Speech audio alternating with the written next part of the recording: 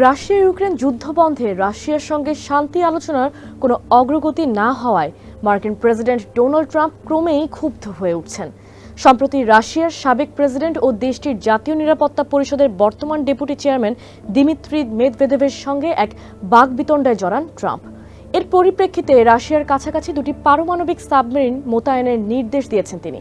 এর একদিন আগে ৩০ জুলাই ট্রাম্প রাশিয়াকে একটি আলটিমেটাম দেন, যেখানে তিনি ঘোষণা দেন ৮ অগস্টের মধ্যে যদি রাশিয়া যুদ্ধবিরতিতে রাজি না হয় তাহলে তিনি দেশটির উপর নতুন করে আরও কিছু অর্থনৈতিক নিষেধাজ্ঞা আরোপ করবেন। ২ অগস্ট মেদভেদেভ সামাজিক যোগাযোগ মাধ্যমে এক পোস্টে ট্রাম্পের আলটিমেটামকে যুদ্ধের দিকে একটি পদক্ষেপ বলে বর্ণনা করেন। তিনি বলেন, ট্রাম্প রাশিয়ার সঙ্গে আলটিমেটাম দেওয়ার খেলা খেলছেন। এর প্রতিক্রিয়া নিজ সামাজিক যোগাযোগ মাধ্যম ট্রুথ সোশ্যালে দেন ট্রাম্প। তিনি লিখেন, শব্দ খুব গুরুত্বপূর্ণ, অনেক সময়ই তা অনাকাঙ্ক্ষিত পরিণতির দিকে নিয়ে যেতে পারে। আমি আশা করি এবার তেমন কিছু হবে না। এছাড়া ট্রাম্প মেদভেদেভকে রাশিয়ার ব্যর্থ সাবেক প্রেসিডেন্ট বলেও উল্লেখ করেন।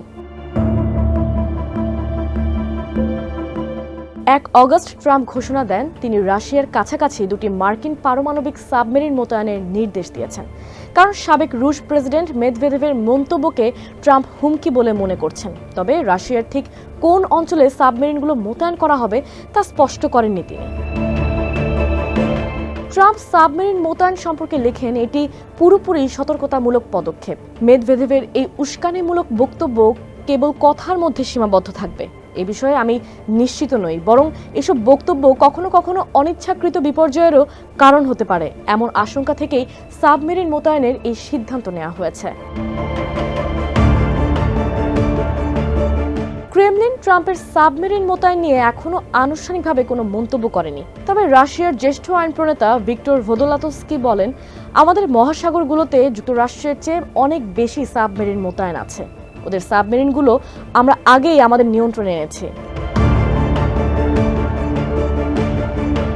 ট্রাম্প তার নির্বাচনী প্রচারণার সময় ২৪ ঘন্টার মধ্যে ইউক্রেনের রাশিয়ার যুদ্ধ অবসানের প্রতিশ্রুতি দিয়েছিলেন, কিন্তু ক্ষমতায় আসার পর রুশ প্রেসিডেন্ট ভ্লাদিমির পুতিনের সঙ্গে একাধিক দফায় আলোচনার পরও এখন পর্যন্ত এই বিষয়ে কোনো ফলাফল আসেনি। জুলাই মাসে বিবিসিকে দেওয়া এক সাক্ষাৎকারে মার্কিন প্রেসিডেন্ট ডোনাল্ড ট্রাম্প বলেছিলেন, আমি পুতিনকে নিয়ে হতাশ হয়ে পড়েছি। আমরা দারুণ এক আলোচনা করব। আমি ভেবেছিলাম দারুণ কিছু হতে যাচ্ছে। আমরা একটি চুক্তির কাছাকাছি চলে এসেছি। এরপরই তিনি কিয়েভে একটি ভবন গুড়িয়ে দেবেন। ট্রাম্পের মন্তব্যের জবাব দিতে গিয়ে পুতিন বলেন, যে কারো হতাশ হয়ে পড়ার বিষয়ে বলবো, সব হতাশাই জন্ম নেয় অতিরিক্ত প্রত্যাশা থেকে। এটি একটি সর্বজন স্বীকৃত সাধারণ নিয়ম।